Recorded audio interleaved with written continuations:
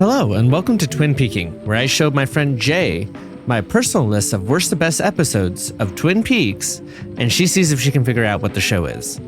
If you're liking the show, please remember to like, comment, subscribe, and tell anyone you think might be interested. Also, please make sure to go follow my friend Jay at twitch.tv/JanuaryK. That's January K-A-Y. Without further ado, let's get into it. So, hey Jay, how's it going? Good. How are you, Mac?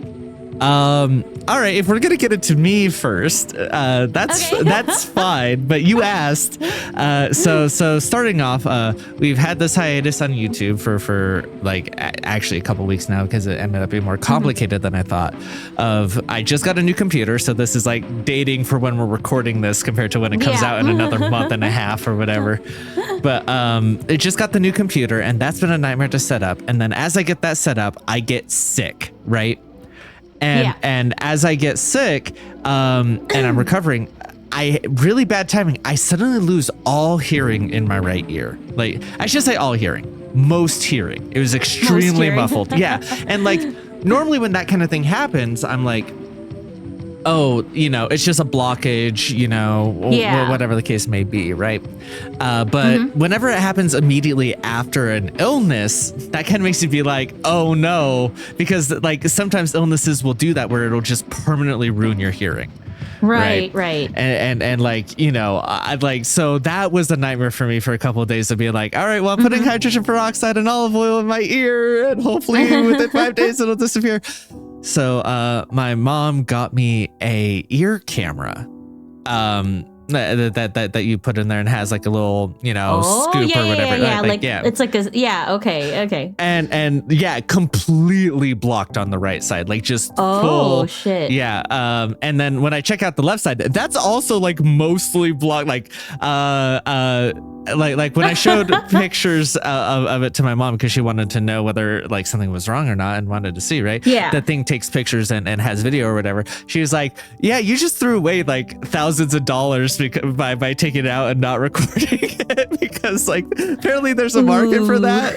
I don't think we've developed. Yeah, I don't think we've developed that audience. But apparently that's like wildly popular on like like the TikTok and the Instagram and whatever. I'm old. I'm putting the in front of the apps. But okay, I didn't know that was a thing. Yeah, okay, me neither. But like, yeah, it was gross. Like, I don't want to get into details because I'm not into gross out stuff. But it was wild, and like getting it out, like all of a sudden I'm hearing frequencies that I never, or I should say never heard before, but it's been a while. Like when I would get my hearing, I have to, because of where I work, I have to get a hearing test once a year. And suddenly there's a spike one year of like really high frequencies that they rated as having significant hearing loss. The rest of it was like pretty okay, but in the really high frequencies, it was rated as significant hearing loss, right? Okay. But like it wasn't a major thing because those frequencies are not, there's no unimportant frequencies, but so clearing out my ears, I swear I'm hearing them again because like I'm hearing like high frequency stuff from my air conditioner. I can hear like the very specifics of my clothes rustling against my skin. Like I feel like I've become Daredevil with how sensitive the hearing has become, having cleaned out the ears, where it's like everything sounds like just so. I'm hearing like really high frequencies all of a sudden. It's a thing. Yeah. So that's been my nightmare. And then separate from that, someone delivered my food like yesterday to the wrong apartment. I thought I knew where it was, so I ran outside without shoes on and ended up having to do like an entire lap around all of the apartment buildings to find which apartment it was. Yeah. And I absolutely blistered the hell out of my feet because it was like hot on the pavement and stuff. Like it's bad. No. So like I make bad decisions as well as like my body just not doing well altogether. Fair. You know what? Oh my gosh, that's awful. Yeah. So that's been my journey that I've taken up, the first 5 minutes of recording with. How are you? My life is normal. That's all I have to say. Okay, absolutely, absolutely. Yeah, but yeah, okay. That's our intro. Is that what we do? How do I transition to watching? Are you ready? Are you? I'm ready. I'm ready. You how you're feeling about Twin Peaks and what we saw last time. This episode coming up. We're back to season 2. Yes. A little bit earlier in the season, but you did see the episode that came before this a while ago. Yes. So, any thoughts? Season 2 episode. Okay. Season 2 episode 5. I'm ready. Yes. Okay.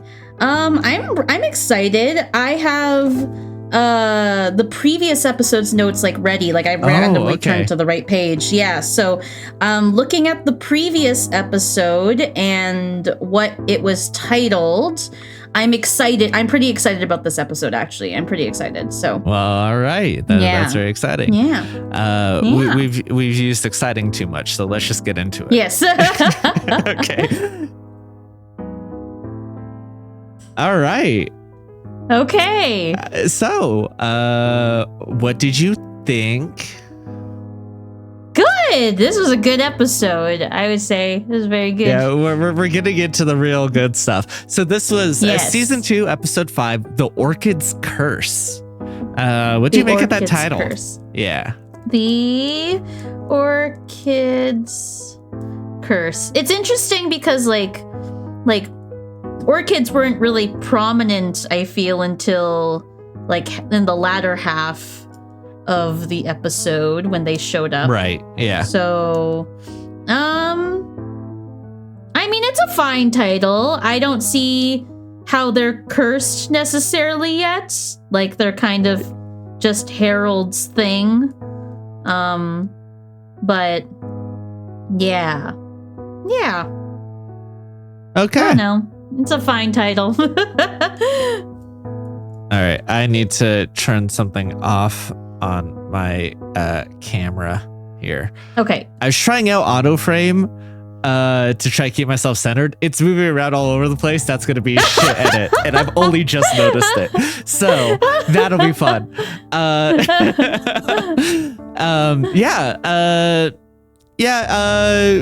Mostly deals with Harold. I think that's not a spoiler to say.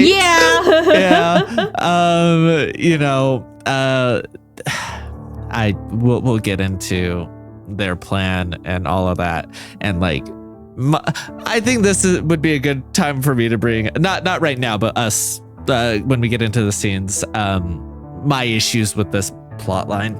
But I think you nailed it on the head. It's mostly just because there's orchids in this episode, and good enough for a title when they titled it in like I said, I think they titled it in Germany like a year after it came out or something like that. So getting started early, we open on Cooper with the tape to Diane. And then any specific feelings about that besides the incredibly funny line? Diane, I am now upside down. It's so good. It's so good. I think it just shows more of Cooper's whimsy personality. This one, I think, there's 2 scenes in particular. I'll bring it up now since we're talking about it. This scene, and then that scene in the hallway where it's supposed to be kind of a serious scene that shows Hank or Bobby sees Hank down the hallway, right? And then Coop just kind of he walks in and he's blowing a kazoo. It's very whimsy Coop kind of deal going on. I think that it's supposed to be a duck call that he whittled. Duck call. He's been whittling a lot in the early days. We saw him do a little train whistle earlier, and now I think he's made a duck call. I see. Yeah. I see. I don't know. I don't think it's supposed to represent anything. Maybe that he's like becoming part of the town or something. I don't know. I agree with you. It's probably just more about him being whimsical, but like yeah. It is very funny though. It is funny. It's the perfect level of it. Well, like I think part of it is that it's like such a deep part of his characterization, because like even earlier earlier, later, we're jumping around a little bit right now, but like in the courtroom scene when they call his name and he like raises his hand, right? Yeah. like it's small touches like that. The fact that like when he doesn't drink the drink that's served to him in that scene, and he's just kind of smelling it and like looking at it, right? Like it's all that stuff adds up. And it adds up. Yeah. Yeah, it creates a character where it doesn't feel like it's being put on. It doesn't feel like too much, because he is multifaceted. So yes. It's the small world building that adds to everything around him. Yeah.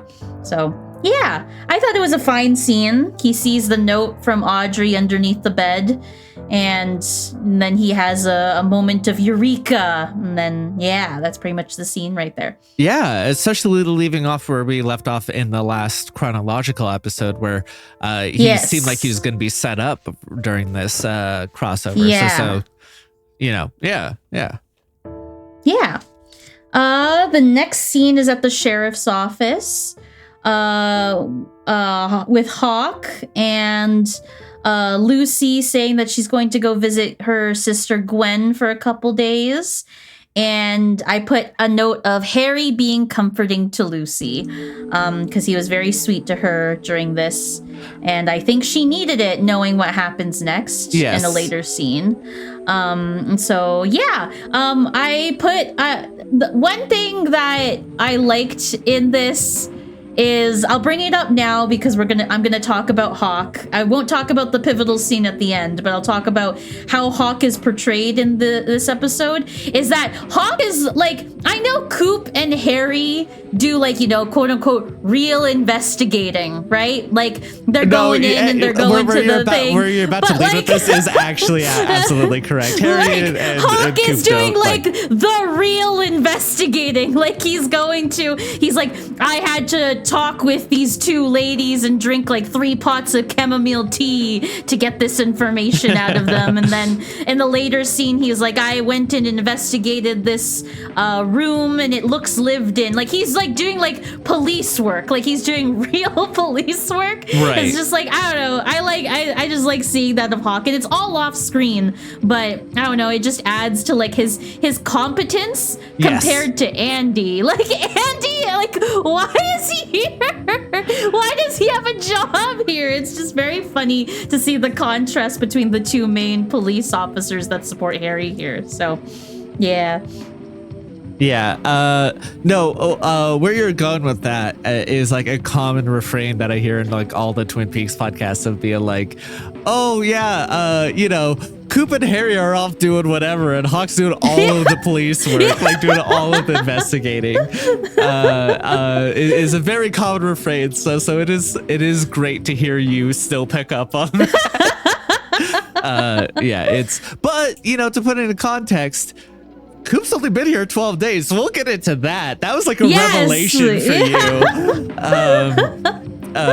you. So honestly, like considering that, like he's doing a good job. He is doing a good job. Yeah. So but yes, so Harry ushers oh my god, how much Lucy out the door, and we find out I think this is as close as being able to say like this what's it called, common law marriage, like lesbian couple. I think that's as close as they could get to saying that in the 90s ABC, because like people don't like to remember, but we covered this in our special Pride episode of Res Please, that like homophobia was like, even from the 90s, like it doesn't feel that long ago, but like public sentiment against like gay marriage was like way negative. Like it took till like the mid 2000s. I wouldn't say the mid 2000s. Yeah. On that. Yeah. And so like I don't think a lot of people realize like how recent, and the same similar to like people not realizing like how recent like a lot of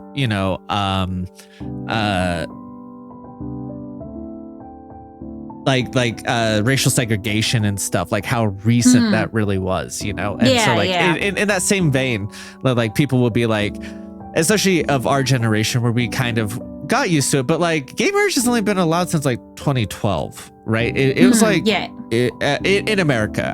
You're Canadian, so you guys have been ahead of the curve for a while. We've had it for a while.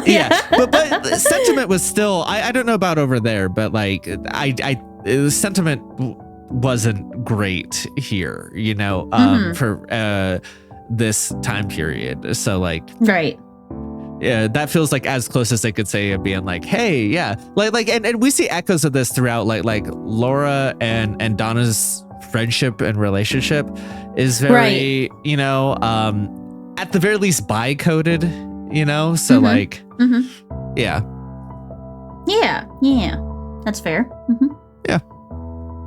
Just want to point out the little bit of representation we might possibly the little representation that we get. All right. The next scene is the scene of Shelly, Bobby, and Mr. Pinkle in Leo's house. And how Mr. Pinkle brought a special chair for Leo for him to get in and out of his bed to his wheelchair.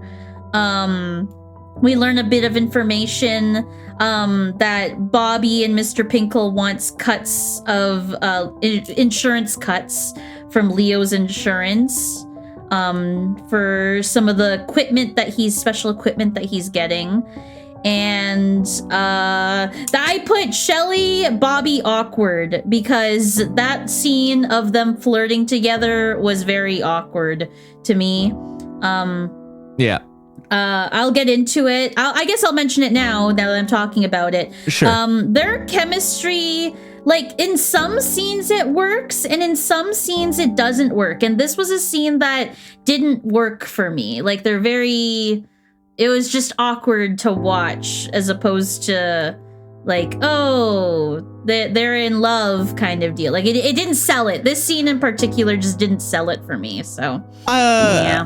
I think that may be partially due to like she opens with the question of like, are we good? And then he like starts to go to kiss her, and then we have that broken up with Mr. Pinkle's comedy routine.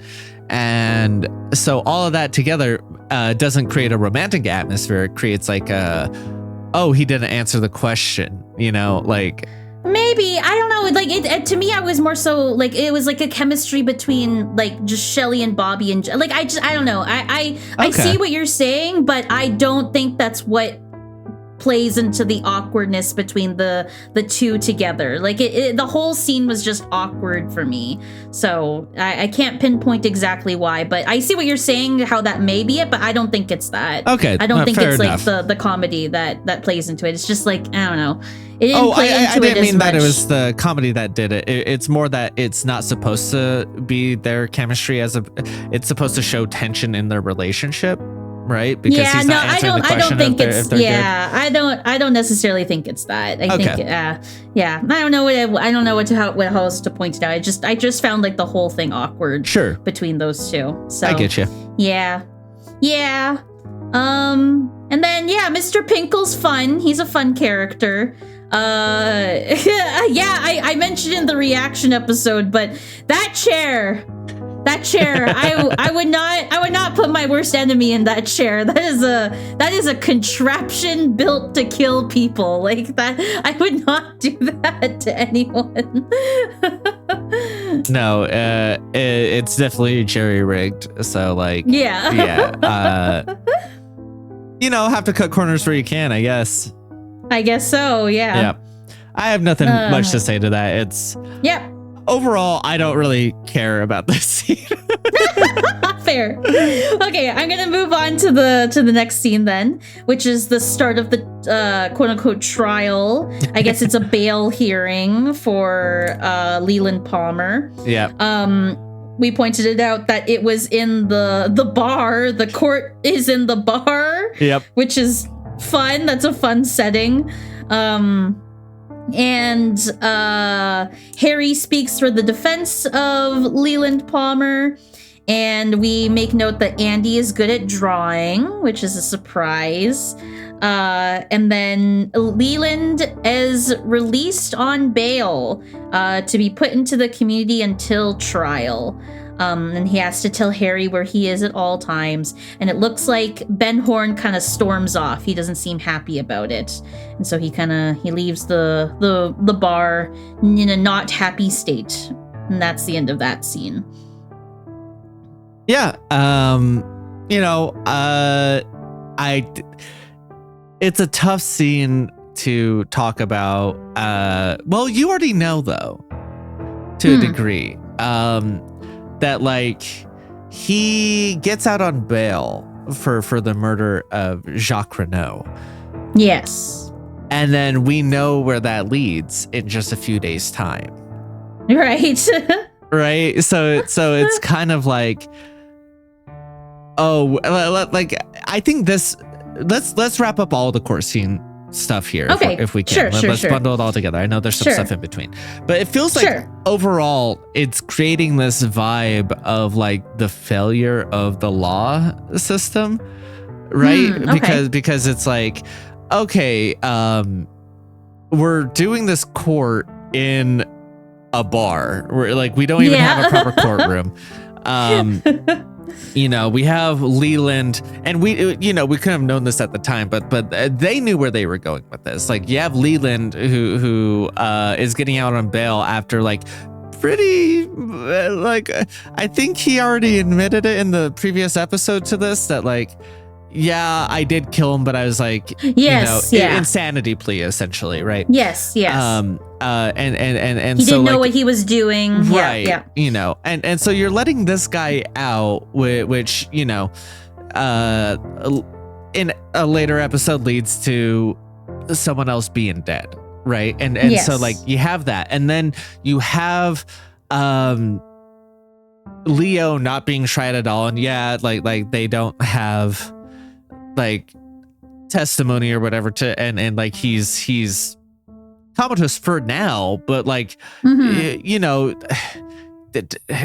that's not an excuse to at least get it on record or like put stuff in the process, or like you know what I mean, like and like how they decide to not try him is sitting down at the bar where the judge is talking to the cop and the FBI agent and being like, well, would trying him calm down the people? Like, are we going to go for a lynching here, or are we just trying to do the right thing? And they're like, because Harry and Cooper, good people, they're like, oh, we're going to try to get the right guy. But like, that's not okay. And he also did other stuff that was bad. Like, that wasn't his only case, and you're throwing all of them out because like you no longer need a lynching. All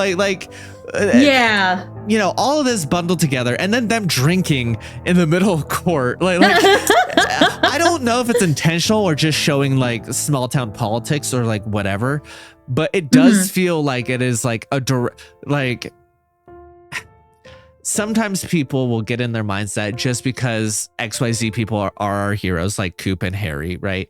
And they get along with the judge, that means that like if they're on the side of something, the show is endorsing that, right? I feel like this is such a clear failure overall that like it should read more as like even our heroes fail or like are like flawed, right? Like have these things in them. So like like when you bundle it all together, it's just like very I feel like it's intentionally a criticism of the law system and maybe of politics of small towns. Yeah, I think it speaks to how I don't know what the word is, like incompetent the entire town is to deal with this kind of stuff. Yeah. Like it speaks equipped. to yeah, they're not equipped to deal with this. Like for like we mentioned it earlier, but like why is Andy on the police force? Like I love Andy and I love Andy as a character, but that man should not be in the police force, right? Like he is not competent really to be there. And then you have like the judge like who drove in from out of town, and then the town doesn't even have a proper courthouse. They have to do at the local bar. Yeah. And then it's so normalized that the judge is like, oh, let me talk to Coop and Harry at the bar, and Carrie just goes along with it. Like Harry, like he takes a drink, he finishes it, and Coop is just sitting there awkwardly, like, should I drink this? Like it's like he's got like this kind of like hesitancy about it, and it's just like it speaks to like how this town is so not equipped to deal with murder in general. Like they're like I agree that like Leo should, like, even though he is like mentally incompetent, he is in a coma right now, but you're right, he did do awful things, and like that like in real life, if this was the case, they would wait to like for Leo to wake up and see if he can stand trial, like they would postpone everything until they figure out like the further mental damage that someone like Leo would be in before they decide. But the dude's not even out of a coma yet, and then the judge is like, yeah, I'm gonna tell them that he's not competent to stand trial. Right. It's just like it's just so it creates maybe like maybe that's legal for we can pick this up later. We're not lawyers, so maybe that's what that means, right? No, but it still feels as someone who's watched a lot of true crime, sure. the judge making a judgment on this already it's premature. Like the judge should have waited until Leo was awake at the very least to see if he was competent to stand trial. But just because he's in a coma doesn't mean that, like, it doesn't mean anything. We're saying coma, but I think at this point he is similar to how he was that we've seen later, where he's just sitting in his chair. But is he just sitting in his chair? Okay. Yeah. Because they show that picture of him in the bed, like not awake. Right. At the trial. So that's why I assumed he was in a coma still, because that is the evidence that they presented. No, he's non-responsive, but he is as awake as that can be, I think. Okay. I think the judge is too premature, but like maybe it's because he drove in and he was like, I don't want to wait, how long it is to do a proper competency test or whatever. Like he just like, I'm gonna make a judgment now. That's what it sounds final to me. The way that the judge said it sounds final. Right. I think that's what it's meant to imply, like for sure. Yeah. So yeah, the whole court thing, like it's funny. Like it is funny that they are having a trial in the bar, but like it is like when you look into it deeper and you're like, oh, like it's because it doesn't sit right with me. Right. So like this murder case really is exposing the flaws of their judicial system, and it makes you like really be like, oh, of course they have a human trafficking problem with like a prostitution across the border. Of course they have a drug problem. Look at what they're working with, like, Yeah. And like as far as like Andy being a cop, like I can get that if like what he's doing is like speeding tickets and having empathy for victims of XYZ thing, right? Like he's perfect for that. You send him to talk to people. He could get witness statements. To ease the person and then have someone else do the follow-up, or like he's doing traffic tickets, and like they probably thought that's all they really needed, right? And then it's like, no, you have deep ingrown problems that you need actually competent people to be here doing the work, Yeah. One police officer is not enough. Yeah, exactly. So yeah, it's funny. I know it's supposed to be played off as funny, but when you think about it deeper, it's like, Yeah, I think again, what something that like, and we talk about it in the reaction for like when they sneak into the horror house Yeah. But something that early Twin Peaks is really good at is both being simultaneously very silly while being serious, and being able to marry those two things, where it's like, oh, it's both things. This is very funny, and also a deeply like it's bad that this is their law enforcement in this town. Like, it's bad that they don't even have a courthouse, right? Like, so yeah, I definitely think it's supposed to read as both. Yeah. The other thing, since we're talking about the court scenes, the other thing that came up is Coop has only been there for 12 days. That was a huge revelation for me, because like it feels like he has been there for 6 months. Like, it feels so much longer than that. Like, it's crazy how it makes sense. It puts into perspective, like him and Harry's relationship. Like, they are like, even from this point, you're like, oh, like if he stayed in this town, like they would have been gay married. Like, they would have been. And like Harry's like he like them planning I'm jumping ahead a bit, but like them planning their heist into the their infiltration into the into One-Eyed Jack's is just like Harry's in complete trust. Like, they work so well together, and like it's just like crazy. It's like how have they not been working together for 6 years at this point? Like, they work really well together. Yeah. And so it's very surprising it was surprising to me to hear that. So yeah.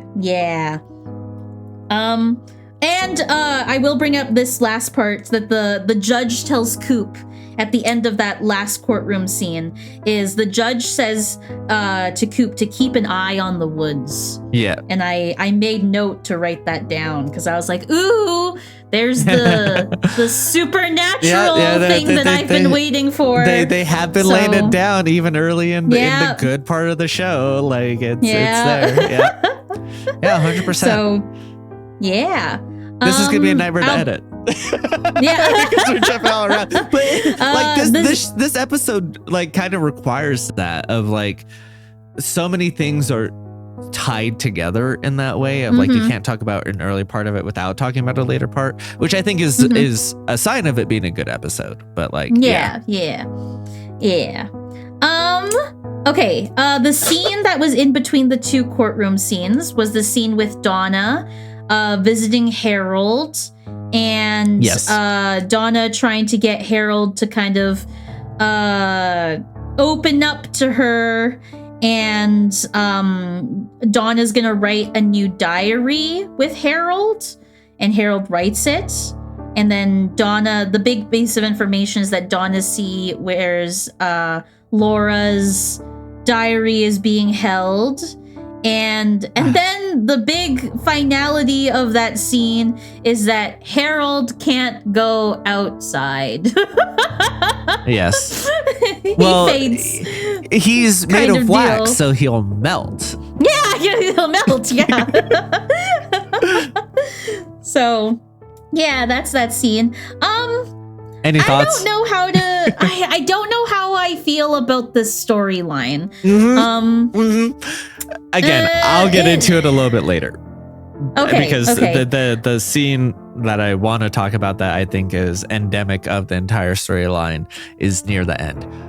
Okay. We'll skip. I will save my comments for that part. Okay, then. Yeah. Cool. Yeah. Okay. Well, skip to the next scene. And that is I think one of my favorite scenes in the entire episode. It's Ed, Nadine, and James. And James is like trying to help Ed with Nadine. Yeah. And then Nadine's like, I'm gonna go get a drink. And then she goes, where are my parents? And Ed kind of just has like deer. Yeah, like deer in the headlights kind of look to his face. Of like, they're out of town, and she just goes, oh, okay. And James kind of looks at Ed like, bro, like, what the hell? And so I don't know. I liked that scene scene a lot. It's the only scene with Nadine in it. And Nadine is easily one of my favorite characters in the entire show. And so I talk about this every time you say that, but like my first watch too, I couldn't stand Nadine. And then like every subsequent watch, like she grows like higher and higher on my list, where I'm just like, no, absolutely, I'm on board with her being one of the faves. Like she's so good. She's so good. I just love the scene. And like not to talk, like I like seeing James and Ed interact with each other, because I completely forgot that Ed was James's uncle, and it just like completely slipped my mind. I was like, oh yeah, they know each other, like they're family. Like, oh okay, I forgot. So that was nice to see them finally interact directly with each other. So yeah. No, 100%. I'm right there with you. I wish there was more of that later. But like, more also, I don't know. Of like Ed and James interacting. But also, I don't know what that plot line would look like, or like how you do that with what their individual plot lines are. That's fair. But yes, I do like them together. It's very nice, and there should be more of it somehow. Yeah. Okay, the next scene is back to Ben Horn. Yes. The first I had a revelation during this scene. Oh, okay. So we'll get there, but okay. The first part of the scene is at first I thought it was Joe. Like I knew that the Japanese guy wasn't a Japanese guy. I couldn't remember who was in disguise there. That's why I thought it was Josie at first. But then I was like, oh wait, that's Catherine. It would be wild to have a Chinese woman playing a Japanese man in yellow face. Like that's an insane layer of racism. I don't know if it's better or worse. It's just different. But like, it's a different kind of racism. Yeah, exactly. Like, they'll never tell them apart. Catherine tries to get Ben Horn with money, with $5 million check. Doesn't just try, succeeds. Succeeds. Yeah. She succeeds. And then it briefly cuts to Hank. Yes. Going to go see Ben Horn. This is the hallway scene that we talked about earlier. Coop. Bobby sees Hank do that. Coop then follows behind Hank and plays his little kazoo. I'm going to call it kazoo. Absolutely. It's a fine. kazoo. Yeah, sure. And then Ben is then called by the Renault. So the revelation I had was actually a little bit before this, as I had it as Catherine and her assistant were leaving the room. So this is pretty much where it happens.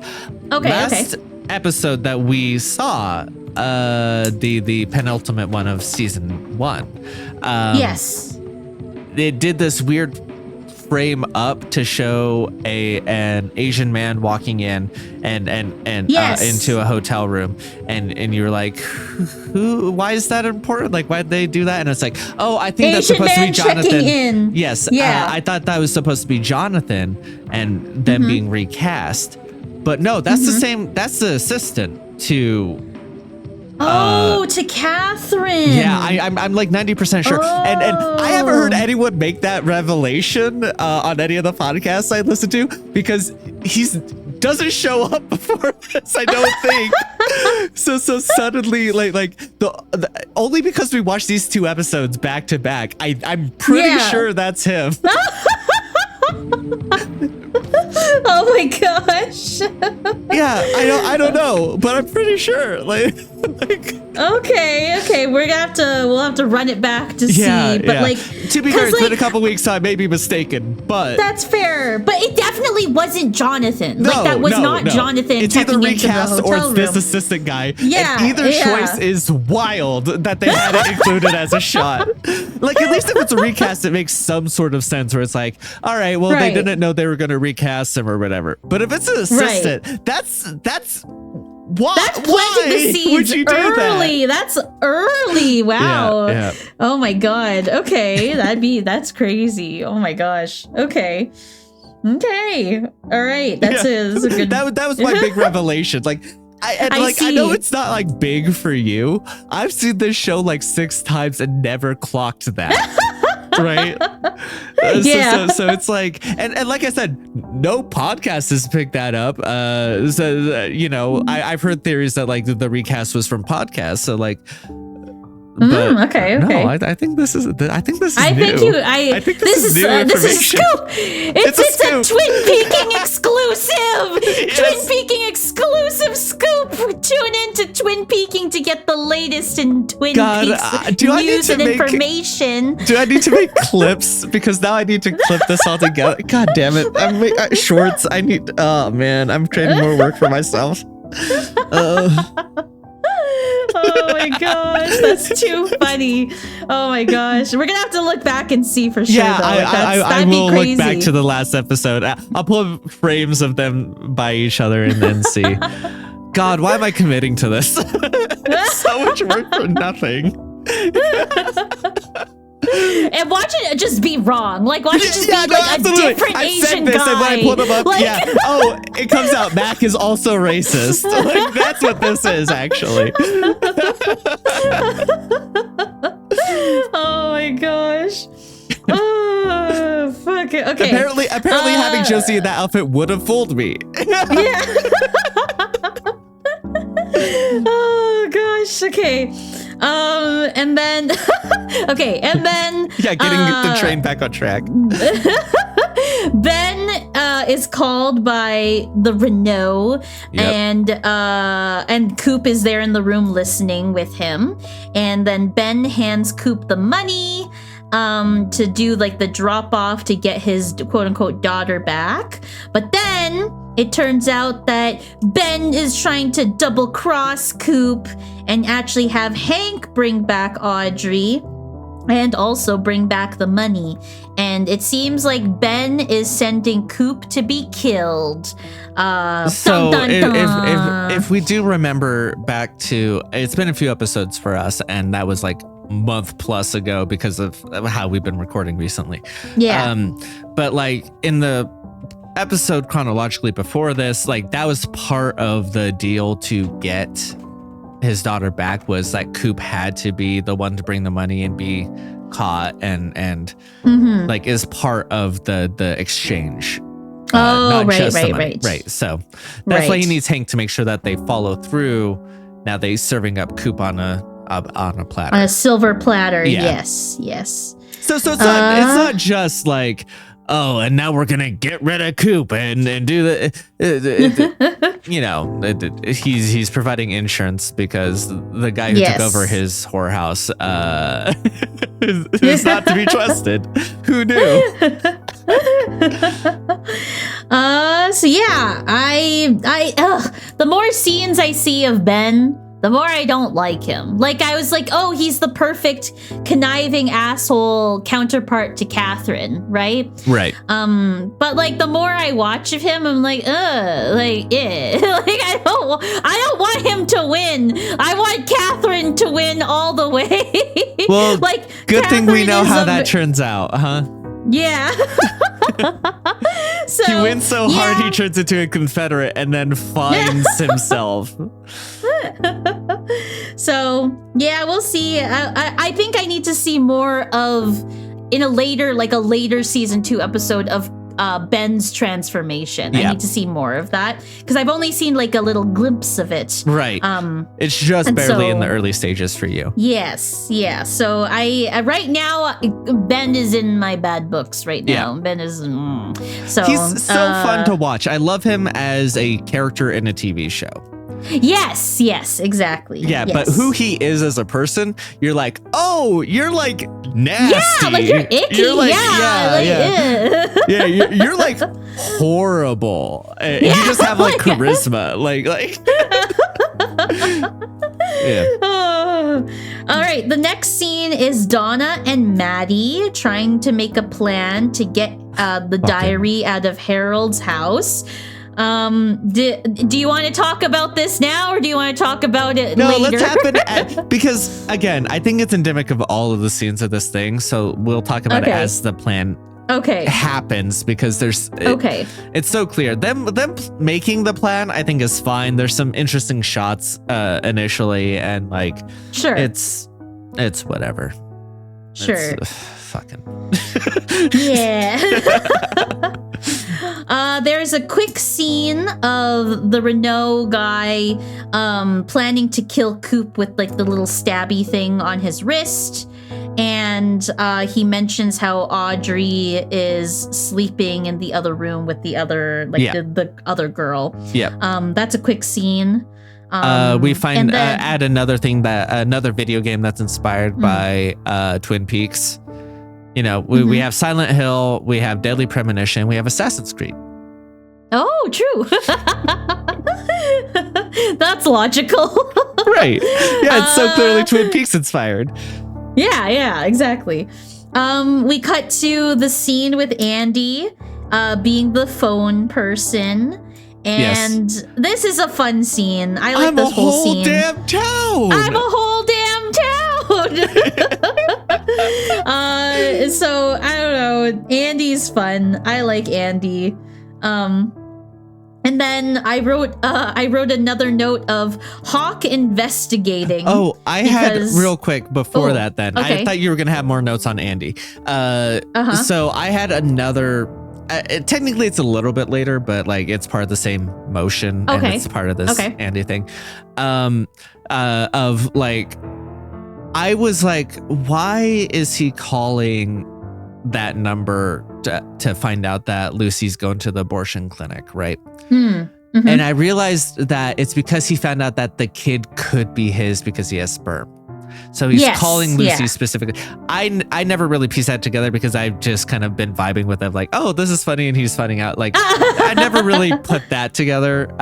This is less of a revelation of me showing my ass and being like, yeah, I hold my hand up for that one and being like, oh, okay, this is why this happens. There's that connection. Yeah. Fair enough.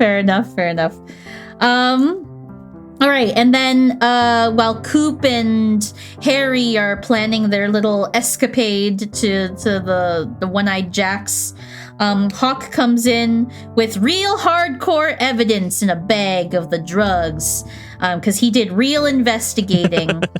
And then Hawk is a smart guy. Like, Harry and Coop, like, I love them. They're smart, but they're not smarter than Hawk. Like, I'm sorry. Hawk knew what they were up to. Like, they weren't gonna hide anything from him. And then Hawk leaves the room. And then Coop is gonna go with Harry to save Audrey. And that's where the plan is made. And so how do you that's feel the end of about that them scene. leaving Hawk out of it? I do think that it is like the trust between Harry and Coop, like there's an inherent trust there, right? And like I still don't think I've seen, like I mentioned this in a previous episode, I don't think that I said that there's probably an incident or a scene where Harry then trusts Coop completely. You know what I mean? Like there's something that happens between those two where there's an inherent connection that's made between them. So them leaving Hawk out, I think makes sense. I think that does make sense for both of their characters, because something probably happened that I still haven't seen yet between these two, where they felt the need to not involve anyone else. And so, but at the same time, Hawk has also been there. Like he's been like the auxiliary police officer who is definitely paying more attention than Andy is. And he is a smart guy. And so I do, like, it makes sense that they left Hawk out, but it also makes sense for Hawk's character to realize what they were up to, because he is also around them so much. So just like knowing like the character, I think that plays to, this speaks speaks to how well the characterization is of all of these characters, right? Yeah. Like, I can easily infer, like, oh, of course Hawk shows up. Like, because it's shown that he is competent. It's shown that he is a great police officer. He's a good investigator. And he's also loyal. Like, he is a very loyal guy to Harry and Coop. And, like, it also makes sense that they left Hawk out because they, like, Coop and Harry at this point have a very big bromance going on. Like that is what has been that's the foundation between their partnership. And so I don't know. I think it's fine that they left Hawk out because we'll talk about it later because I love that scene so much. I'll save it for the end. Yes. But like it makes sense that Hawk shows up at the end because of how well they have characterized him as a person, even though he is just a side character. So yeah. So like on that, like if we remember, like Coop didn't even want Harry necessarily involved. He asked for someone of the Bookhouse Boys because it has to be like outside of the law, right? Like, Coop gets in trouble for this later. Like, he's also framed for the coke thing, but the reason why he's still on probation after proving that he's not dealing coke it was because of the malfeasance, like a lawful activity done unlawfully in a different country, right? So like, you know, in that sense, like it also makes sense that like, oh, you know, we don't want to involve any other additional law enforcement in this thing that we know is absolutely breaking the law. Like this is an international issue, and we're just gonna, you know, but you know, Harry, similar to, I guess more what I'm kind of driving at here is that it does seem to be in the spirit of the law enforcement as a whole to be there for each other in this way, because like when Coop's like, hey, I need a Bookhouse Boy to help me with the thing, and I'm not gonna see what it is. Harry shows up and is like, I'm gonna be your guy. You're not. I'm gonna be here. And then like Hawk, like in a mirror of that, is also like, oh, I see you guys are planning something. I'm gonna follow you guys and make sure you're safe. Like it's all good, you know. Like it seems to be in the spirit of the department as a whole. Sure. Yeah, I think like I agree with that, but I think it is like good characterization. Yes, 100% of the writers. Yes. Yeah. Definitely the way they go about it. If Harry had seen that, he would have pressed Coop and whoever his partner was for the information to then help out. While Hawk is like, no, I'm going to let you guys do what you're going to do. I'll just follow and make sure that you guys are actually good at that. Like the way that it happens feels very in character for everyone that is involved. Yes. Yeah.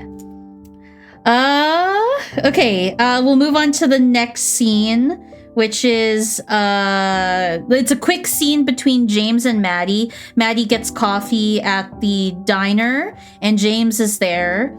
And James follows Maddie, and that is not followed up on just yet, but I have a feeling that it will follow up on a later episode. What could happen there? What could happen there? What could be the resolution to this plot line? And then Maddie sits out in front of Harold's waiting for Donna's signal.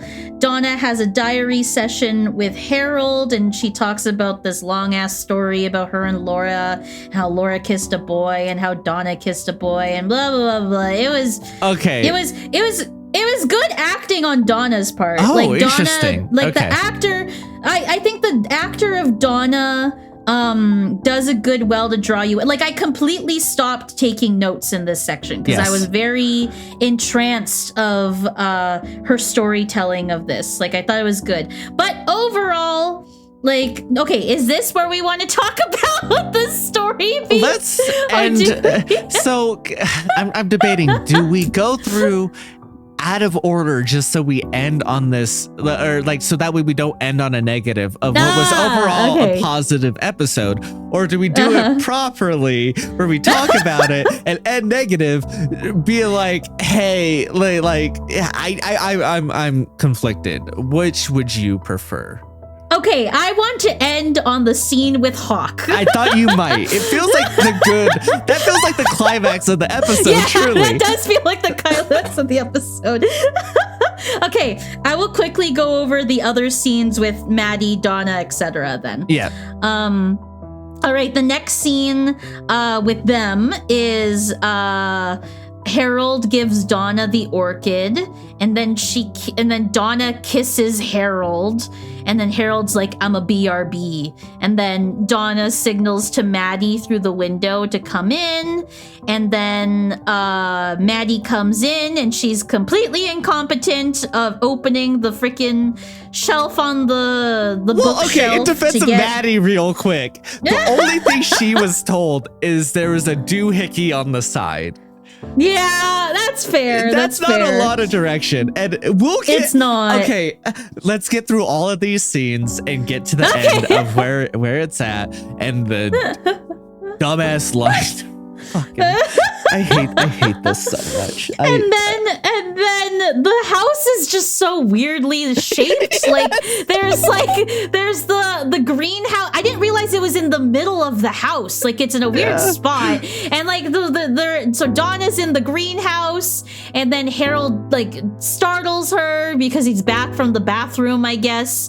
And she's like, "Oh, Harold, show me." Honeypot distraction. She's so bad at this. She's so bad at this, and like she's like, tell me this orchid, and then then Laura messes up opening the bookshelf, and she grabs Maddie opens the bookshelf and messes it up and makes a sound, and Harold sees her, and Donna's like, I can explain, Harold, and then they both rush out, and there's 2 doors that lead to the same room in the from the greenhouse on the middle of the house on the inside, and then Donna tries to push Maddie out of the way, but she instead pushes her into the corner, like further into the house, and then they're like, the girls are like cowering in the corner, and then Harold grabs a mini garden rake, and he's like, I'ma show you what this is about, and then he drags the rake across his face. The line, we need to get it. I know. It's important and it's stupid. Okay, it's 2 things. The line is secrets. Is that what this is about? Well, do you want to know the greatest secret of all? Laura did. The secret of who killed you. And then he scratches his face with it. Yeah. And then Maddie screams. Yes. And then that's the end of that. Okay, let's get into your thoughts first before I taint it, and then you can follow up on any thoughts I have. Man, I don't like this story plot. Like, I think the plan is stupid. Like, I just... Like, why don't they break into his house while he's, like, not home? But, like, I guess he can't leave the house because he can't go outside? Is that why that's why he gets the Meals on Wheels delivered? Yes, that is specifically outside? is that he can't go outside. He's, like, intensely agoraphobic, which leads to a different, better plan. But we'll get into it. It's stupid. I just think it's dumb because it's like on shaky ground. Like it's not great foundation of a storyline. It seems like, oh, the reason why he can't, like, it just sounds like, oh, we need a reason for this to happen kind of deal. Yes. And so, it's the writers being like, oh, we need like a quick little reason why this can't happen. Oh, make him allergic to the sun, I guess. And they were like, perfect, that's great. Oh, and so that's not even my problem with it, actually. Just overall, I think the whole plot is just on shaky ground. Like it doesn't seem like a well thought out storyline. It just seems like, oh, we'll have this happen, and then we'll have this happen, and then this will happen. Like it's not great. It's not very good.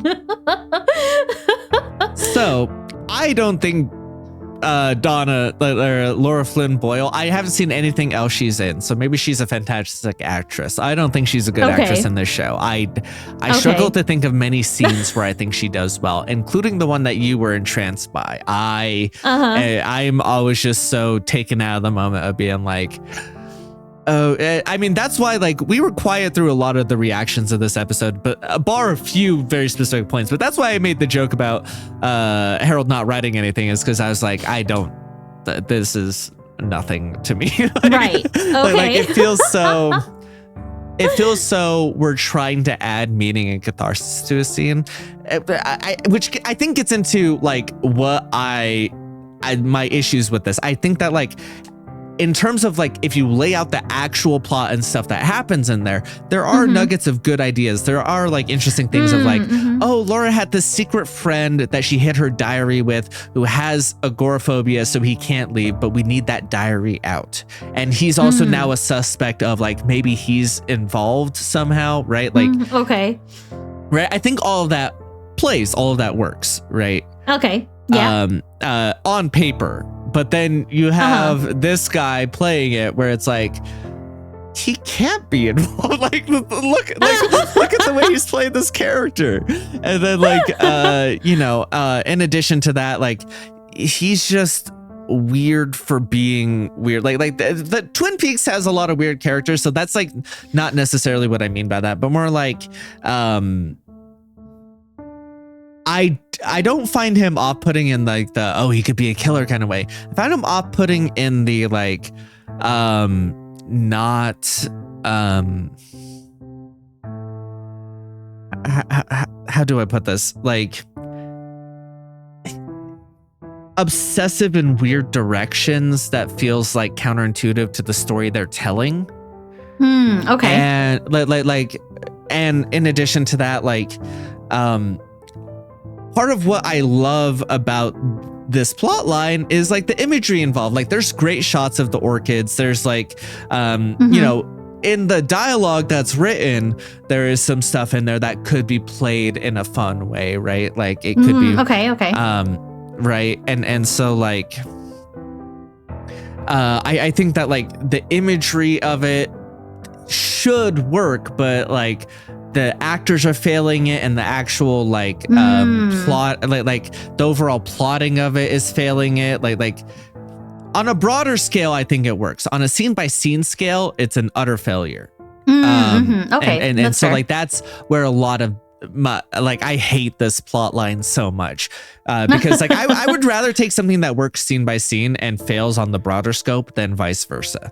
Okay. And that's just a personal preference of mine, right?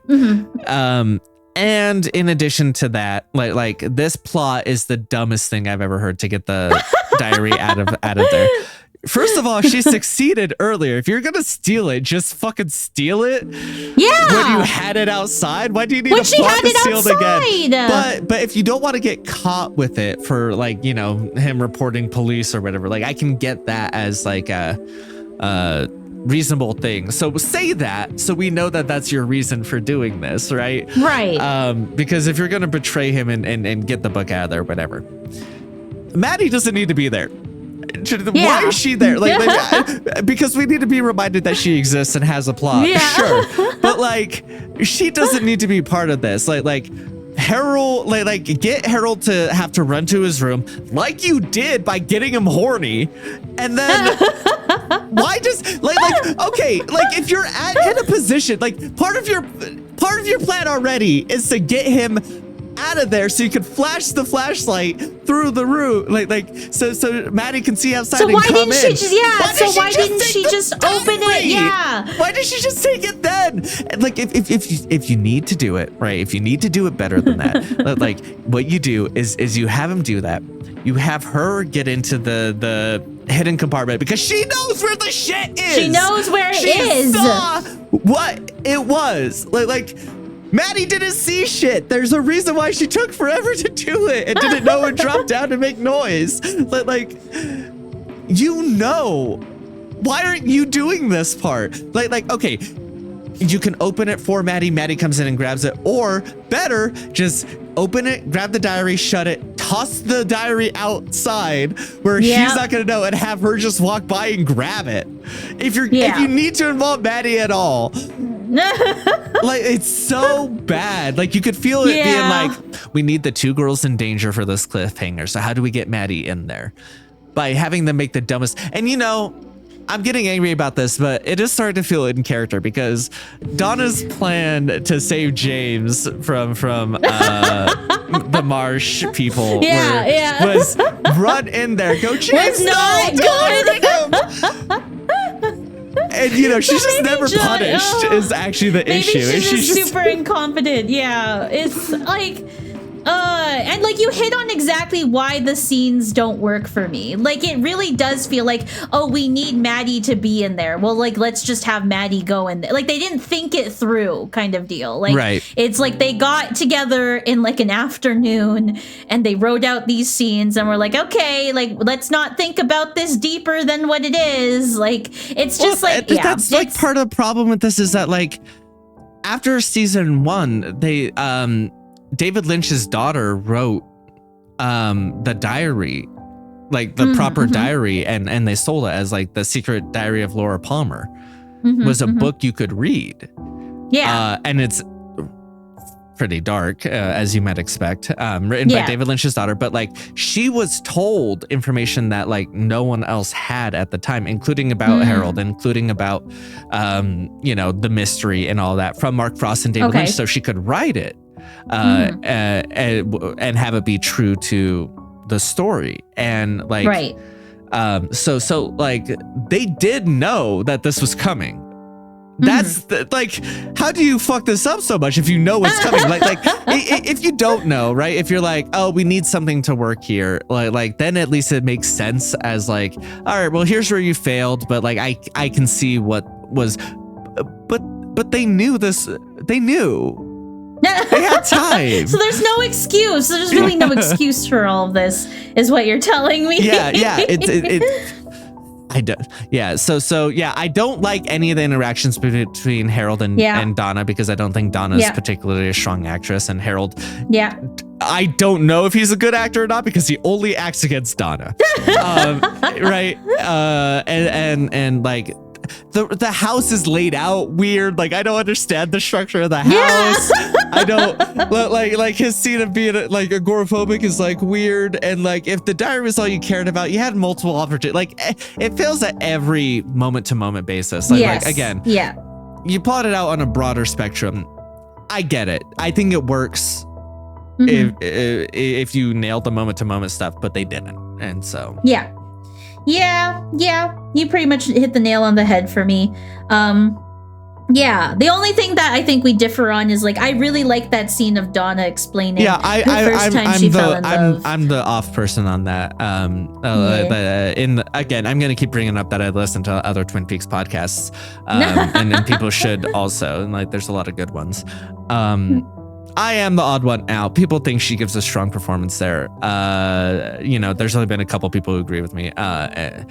And like, so it is what it is. But I don't like it. That's fair. The first time I watched it, I was like, oh, okay. Like, and part of it is like he led into that. I know leading into the scene, like I grew up in books. Shut the fuck up, dude. Like I don't like any of this. Like be an actually interesting person, please, because like this is what you get in this show. Be better. Be better.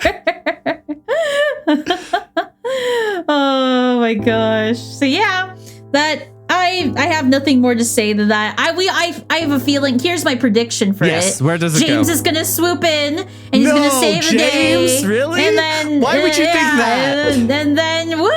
Yay! Party hardy. Yep, that's it. They got caught stealing the diary. What do you think happens after that? Like, do they get the diary, and what happens with his plot line after that? Oh. I don't know. I feel like is at the end of his plot line. Like he's stuck inside. Is there nothing else to him after they get the diary?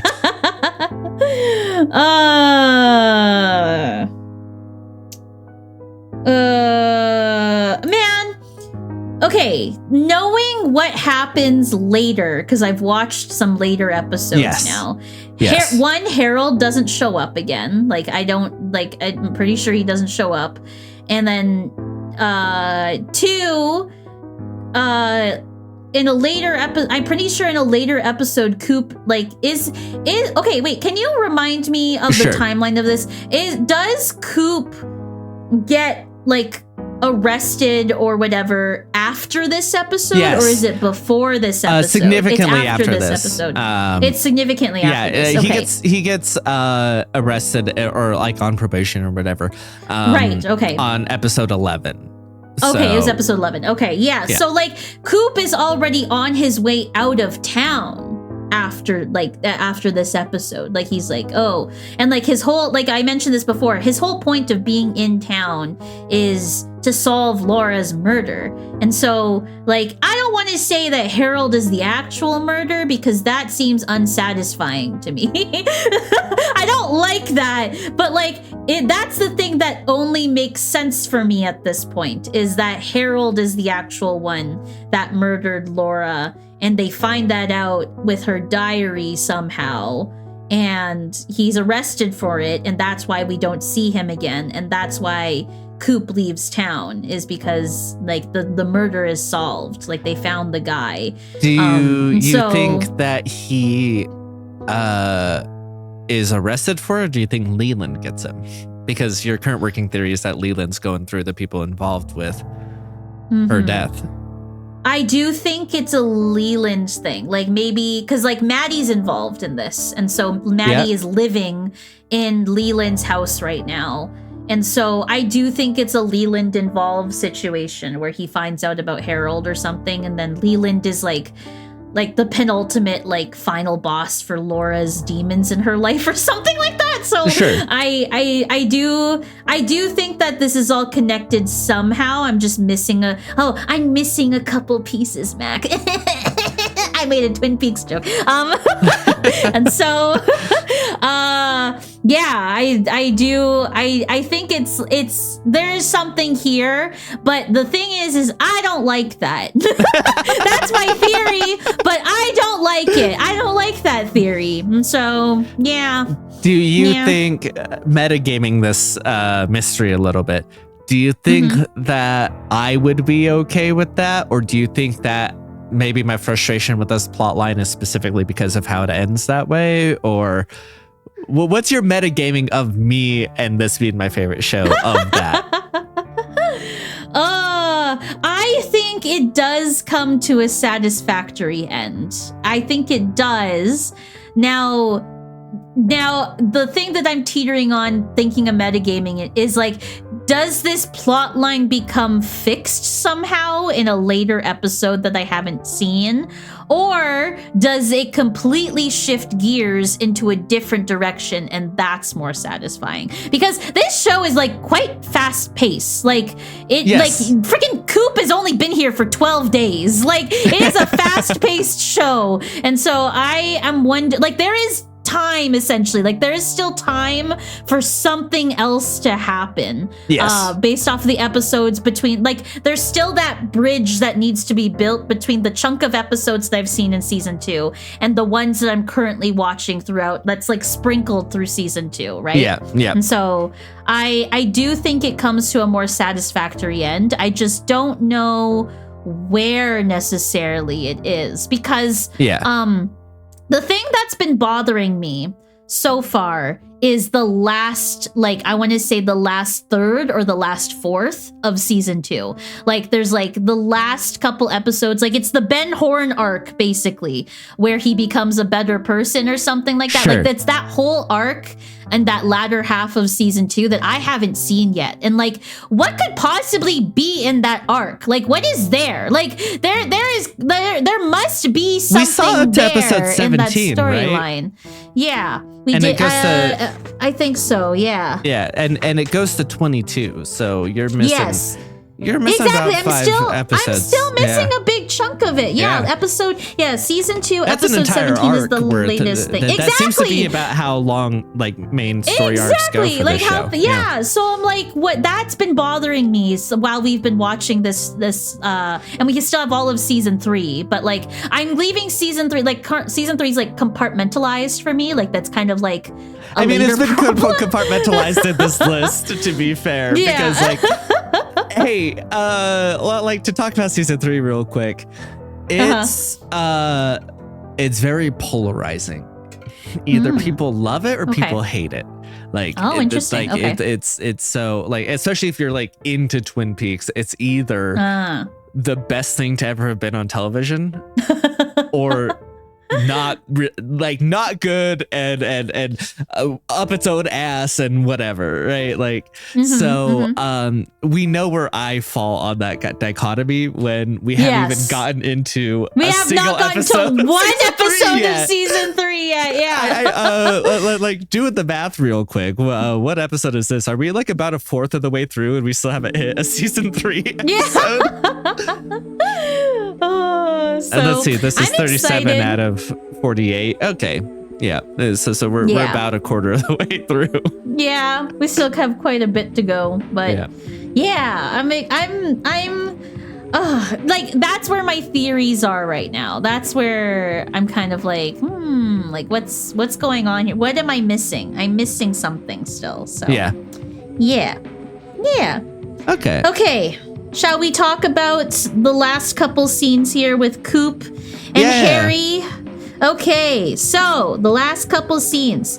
Coop and Harry wearing in all black outfits. Well, Harry's wearing dark plaid, I believe, right? Like not technically black. He's not exactly in funny. spy gear. Yeah. It's I don't think he has spy gear, and that's probably what he had in his closet. That was dark enough clothing for him, I guess. It really feels like the equivalent of like how Harry normally dresses and Coop has his like suit on, right? Like it feels like the spy version of that. It's so funny. It's like you were talking about characterization earlier. That is so choice. That is so good. Yeah, exactly. So yeah, Harry goes in and he subdues one of the security guards of the place by grabbing his balls. Yes. Having his mouth open, stuffing a ball in there, and then taking a piece of tape he already had pre-torn and taping over the guy's mouth. Like, impressive. The most insane way that I've ever seen anyone like incapacitate somebody in something. Like, it's so choice. It's so funny, but also it does feel tense, like as they get in. Yes, so again, it's like the juxtaposition of like silly and tense, you know, like yes. Like I mentioned it in the reaction episode. Like I kind of like I know they're gonna like not die because I've seen episodes later, but I was very like tense watching them go through the whole basement area kind of deal. So that was interesting. That was kind of fun.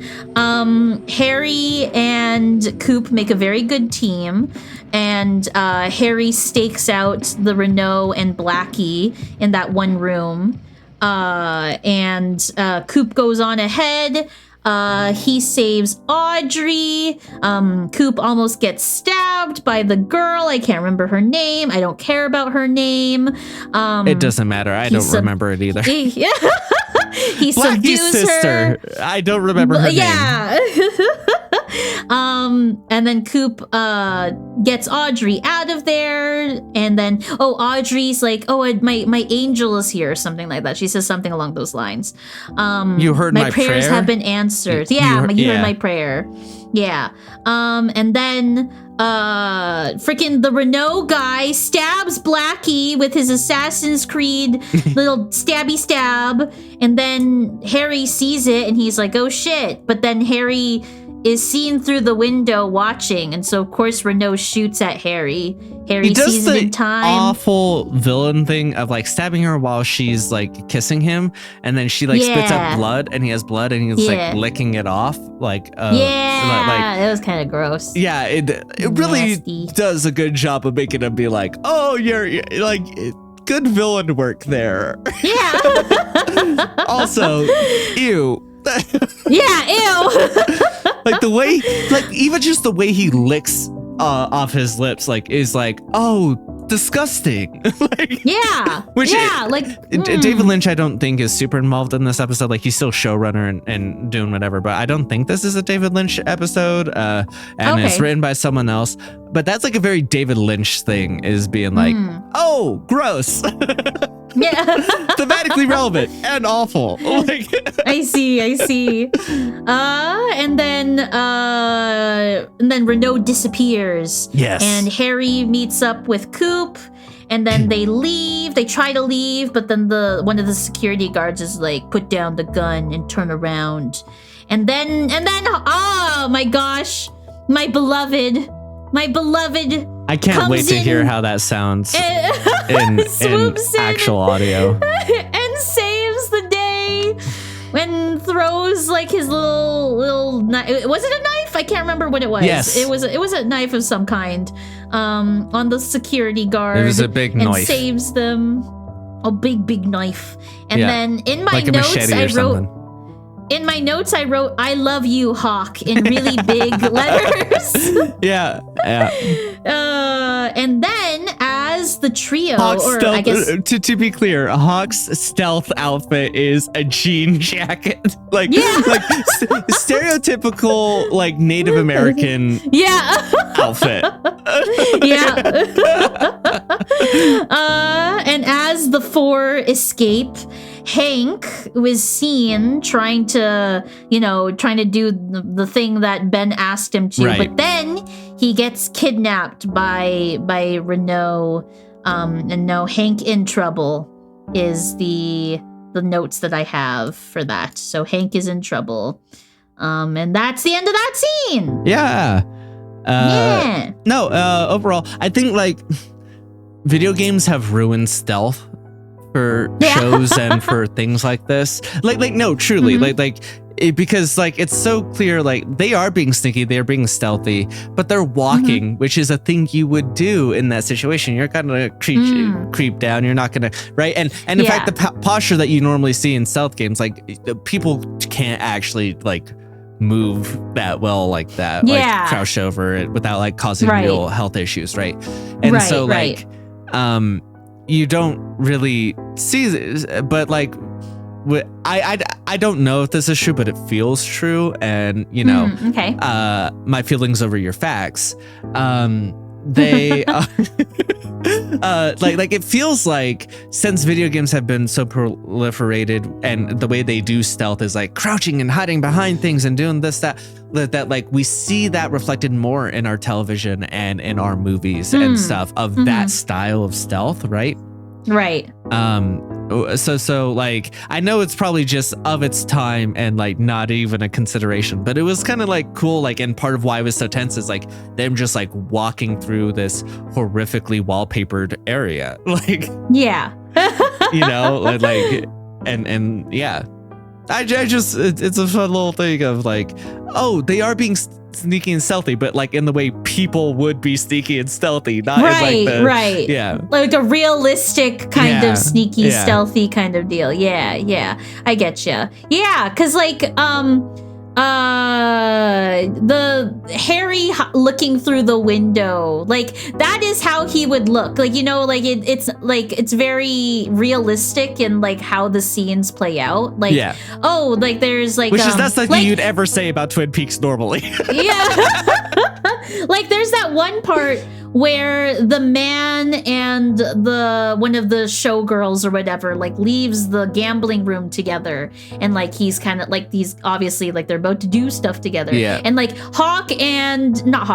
Harry and Coop are like standing there in the hallway and they can't like hide anywhere, and so they just like turn their backs and like pretend that they're like off talking to each other or whatever, and like obviously like it's played realistically because they're not like like in a video game it would be like, oh, what are you two doing here, but like realistically like the guy doesn't give a shit, he's about to get laid, so he's going off, he doesn't care about there's two guys there, and so it's realistic in that sense. You just need to not leave an impression of what you look like in your face, like that's all your goal is, right? Yes, exactly. So it plays out good. I think that's what elevates the tension is that way of like, I think if they were sneaking and like sneaking in the video game way or like crouching or whatever, it would feel less tense because that's like being more divorced from reality. Right. Much agreed. Yep. So it's overall good scene. Good scene. I'm gonna pretend that was the last scene. Was Hawk saving them all? Was the last scene? I guess since that's the end of the episode, and definitely nothing happened after that because of they structured the episode really well, so it ended on this high note. They did. God damn it. Yeah, how'd you feel about this episode as a whole? Do you agree that it's better than the last episode? If you can harken your mind back to the last episode we watched. Oh, also, real quick, it's so funny that we're watching these two side by side. Like, I guess they both end on cliffhanger. I was looking at the notes. They both end on similar cliffhangers. That too. The same trio-ish of like. No, I don't want to spoil what the last episode that we watched was, but they ended up both on that cliffhangers. Already have happened. Like, very, very similar cliffhangers. It's just interesting. No, spoil it. Me. That'll already have happened either way. Okay. Right? Like that episode's gonna come out before this one. Yeah, I mean, but like we already know that there are people that are watching this podcast wrong. Yeah, but they're watching it chronologically, so either way, it'll happen before true. this. Either way, it would have happened you're safe before either way. Okay, so for those that want a quick recap, the last episode we watched before this was season 1, episode 7, and that ends on a cliffhanger of Donna and James breaking into Dr. Jacoby's office. And then the Leo Maddie is by herself at the veranda, pergola, I don't remember what it's called, by herself, waiting for them. Yeah, pagoda, waiting for them to come back. Dr. Jacoby realizes Laura is there, so he's headed to that location. Meanwhile, Leo is watching Laura from a distance, and he also realizes Laura's by herself. And also, real quick, Bobby, we don't know that that's Leo. It's a first-person shot. We don't know who that is. Yeah, but I feel like it's Leo. I feel like it's Leo. No, that's fine. For the sake of accuracy, just needed to clarify that. Yes, I think it's Leo watching from the bushes, and I also think Bobby is there watching Leo, who is in the bushes. So there's like a whole bunch of like cliffhangery stuff going on in that last episode that we watched. And so, yeah, this episode ends very similarly, where it's the shenanigans of this group of Maddie, Donna, and James again. Well, in addition to that, and what I wanted to bring up, but you're absolutely right. Okay. That's a fun parallel too that I didn't even connect. There's a lot of parallels between these episodes that is funny, like how it's come out like from this order of this weird theme going on. Like in addition to that, like we see Audrey entering One-Eye Jack's and putting herself in this position, and now we see her getting out. Right, and like that's also where we see that Coop and Ed like got the layout in the first place, and like we see the shot of him on the television CCTV in this episode of him in there, right? Like so like there's a lot of like weird parallels that way. Connecting and parts. If I'm not racist, then the assistant also is a weird parallel. And like there's just like a whole lot of like, so. Yeah, connecting parts together, and it's funny because they're in two completely separate different seasons. Like that's what's interesting to me is like, well, interesting. Yeah, I mean, if you were planning this to be watched in a weird order like this, it feels like these two would be matched up. Yes, exactly. Yeah. So, but yeah, do you feel this is better than that episode? Do you think, or? I think they are. I think they're about the same. Like it feels like the stakes are about the same. They're a bit higher in this one, obviously because of Audrey's position. But I do.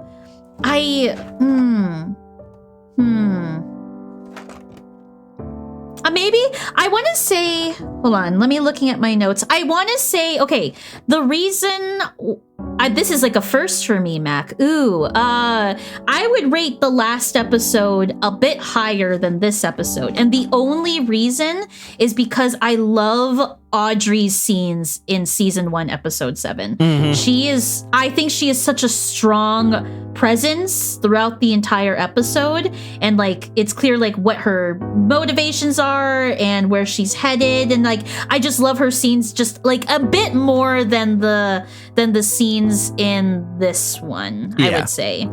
Yeah. I do think at the end of that last episode, when we were talking about the rankings this way, but this is a question I have to ask. I did say that I would flip this one around with the one that's after the next one we're going to watch. I would have flipped last one and the next one we're going to watch around. So we do ultimately agree. When I initially put this, when I put this list together, I just finished season 2 with my mom at the hotel, and real life stuff was going on, and so like I didn't have time to rewatch all of the episodes to put this list together. I went based off of summaries and then like what I remember from them and clicking through. And yeah, I fully agree with you. That I think I remember being unsatisfied by the last episode because it is like a part 1 of a part 2.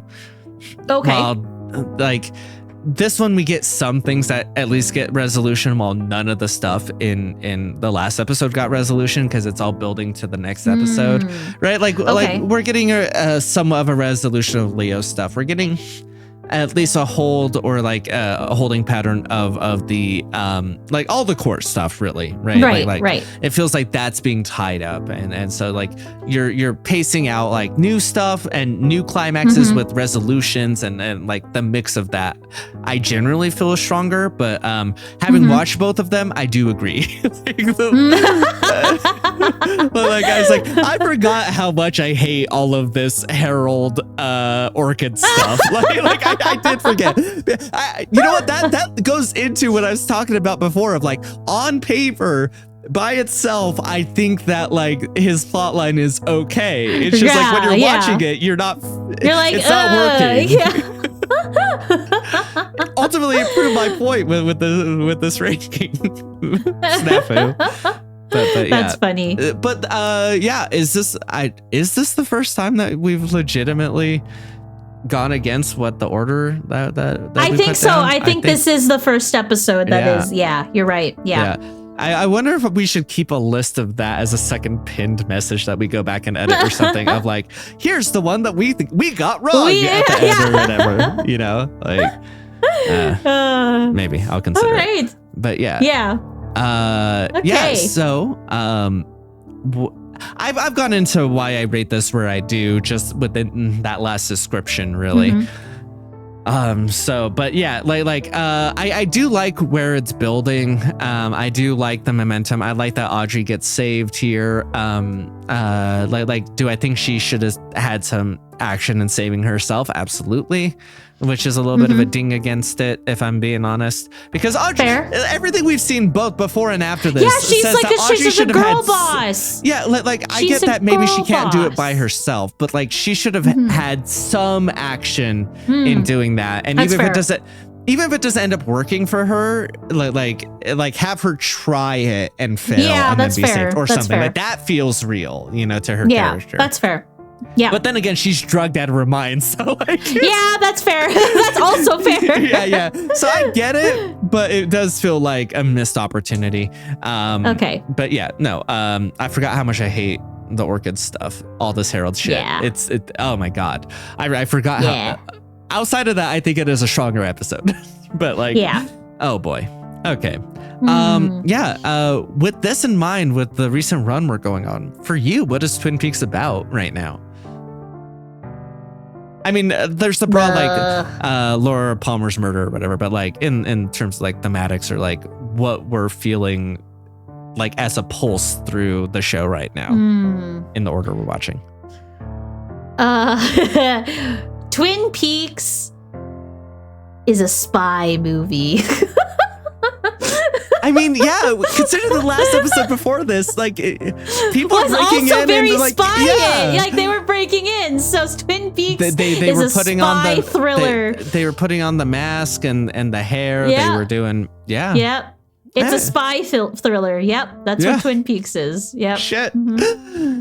Absolutely. Yeah, no, I mean, I can't even argue that. Yeah, it's like when you first said that, I was like, oh, you're taking the piss. But then I was like, wait, no, like thinking about it, like they do a Mission Impossible, like we're going to pretend to be someone else. Like maybe not the mask, but like, exactly. yeah. They had Ed movie. wear a wig. Yeah. Oh my God, they had Ed wear a wig. Oh my God, you're so right.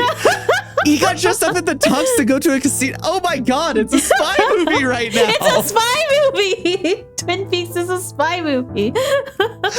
Oh, you're on it. Oh my God, that's so correct. God damn. Okay. Yay. So, you were talking earlier about where some chunks of stuff you're missing. Okay, before I get into the usual question we end on, actually, real quick question before that. You're missing a large chunk before this as well, and a large chunk after. Yes. Like to go after, you're missing season 1 episode, like to connect where you've seen so far. Yeah. Right? You're missing episode 8 of season 1, and then 1, 2, and 3. So you're missing 4 episodes at the front of this. You're missing a couple episodes to connect to the actual secondary arc. And then on the back end, you're missing 5 episodes. Yeah. Between the back end and the front end, which one are you wanting more as like? I do think I want the latter end more, like after this episode. I feel like it's in my heart, I feel like they're gonna be stronger episodes because it leads to a climax that like I've already seen. And I liked that climax. It's just how they get there that I'm you're talking about in the connective between you're talking this about, and the rest of season 2 that I've seen. Okay, so you're talking about like episode 6, 7, and 9. Yes. Okay. I figured that's what you'd want most, which is, so I tried to take that out of it, but just for the sake of clarity saying, oh, you're also missing this. Do you want that end or the front first of where we're at? Season Taking 2? Those ones out. I see. Yeah. Sorry. I should have clarified because I think obviously that's what you want right now. Yeah, I think I do want to see the resolution of season 2 the most. Like that is like something happens there. Like I am missing why the show ends kind of deal. Like I'm missing, like there is something that happens that it all has to lead back to Laura. Like something happens in that last part of season 2 that it leads back to Laura somehow. And I want to know what that is because everything that I've watched so far has been the conclusion of her case. You know, we have, you know, Harold, we have Leland, we have Leo, we have the Renault people, and Hank. Like Hank's in jail that I know at the end of like what I've seen of season 2, you know, like all of these people I've seen so far looks like they get their just desserts. And so what the frick is at the end of season 2? Like what is going on? Like is there like a secret like evil person and it like, you know what I mean? Like what is going on there that makes season 2 so like what ends it? What wraps this up nicely? Because it must wrap up nicely. And, but like then the only villain we know of that's still out and about is Wyndham Earl, right? Like, but like, okay, I liked Wyndham Earl when we first started this project, Matt. He's got so much worse having seen everything that came before it, right? He's like gotten it feels so much more worse. Like it feels bad knowing that that's coming up because I'm like, oh, I don't really I don't care anymore. The chess stuff is cool and oh, that's fine. It was interesting, but now seeing I can see why those are ranked lower episodes versus what I'm watching now. Yeah. I see now why. And so that's what yeah, sure, Wyndham Earl's there, but is he important? Seems like he's a villain to more Cooper than anything. But that's fine. That's fine that he's a villain to Cooper. It's just how does that connect to Laura somehow is my question. So yeah. Yep. 100%. I'm very curious because there is that chunk missing, and we're in controversial territory right now. Just so you know. Okay. Okay. If this ever actually catches ground and people actually watch, it hits a wider audience, there's a very real chance I get flamed very hard for where we put some episodes right now. Okay. We are knee deep in what I like. There's a lot of people who would tell you that you should have already seen most of the tail end of season 2. And interesting. Okay. If we're looking at the rankings of those ones, pretty much all of them are already shown to you. There's a few exceptions, but most of them have already been shown to you. And so I'm okay. If we're going IMDb rankings. Okay. So I'm really curious about whether you'll agree that they go later or not. Because mine's also influenced by I was initially starting this list, watching it with my mom, and then also influenced by knowing where it's going. It's gonna impact that. So yeah, we're in it right now. Okay. Yeah. So peeking ahead. You can see some stuff. We're not going to share what you see necessarily, but what do you think is the next thing you're going to see? And just hold to on, clarify, yes, season 2 episode. Cutting 5. this out. Oh, interesting. Oh, okay. My wish will be answered. I'm cutting answered. I'm cutting that out that you said that though, because that would give it away. But interesting. That's all I have to say. Interesting. So what do you plan to see, or plan to see? You can plan out, but you're still going to be missing a large chunk in either direction that we're watching. Yeah. What do you think that entails? I do think more Wyndham Earl and a little bit of a resolution to one thing that also is kind of bothering me since it's happened is Donna's character. Because Donna's character, as we've gone through the episodes, Donna is kind of floating right now because Donna has always been connected with James. Right. And James has now left the town. He's not there anymore. He's in Mexico. So I'm wondering where Donna's kind of a floater right now. And so I'm wondering where Donna's character ends up. That's one thing that I want to know what happens when we watch this next episode. Okay. And then more Wyndham Earl. Okay. Yeah. That narrows it down, but yes, there you go. I think that does it for us. Yes. Okay. In that case, remember to save the pine weasel and brush your teeth.